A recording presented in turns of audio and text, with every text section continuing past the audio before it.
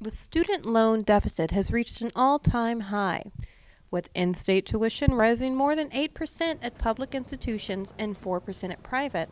College students are finding it increasingly difficult to adjust to life post-matriculation. When Tax for a Solution, President Obama offered this. How do we make college more affordable, and how do we make sure you are burdened with less debt? Obama's Know Before You Owe plan proposes a 10% cap on a lender's discretionary income, debt forgiveness after 20 years of steady payment, and $60 billion in savings. When asked her thoughts on Obama's plan, local student had this to say. As far as students, and we really need the money and basically the funding for our school, and it's for our education, for our nearest future that we need to develop, so within the next couple of years. So, I mean, he's got a point.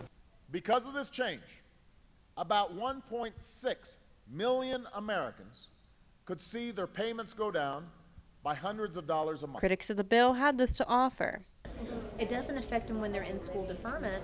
It affects them in their future lives when they get out of school and they go to repay those loans. It's going to cost them a lot more money for their education because they're paying a lot higher interest rate. As a result, the student loan deficit has skyrocketed to over $950 billion. This exceeds the country's entire credit card debt. So what does this mean for students? Do I think it'll affect Mount Sac? It could. But I think more it will affect programs where students can't go to school without taking out loans, like our nursing program and our fire tech program, paramedic program, where it's a full-time program and they can't work. So in those programs, it would be almost impossible for them to get their education without that loan. Will they still be able to get it? It'll be just as easy for them to get the loan. It's just going to cost them a lot more money. With Mount San Antonio News, back to the studio.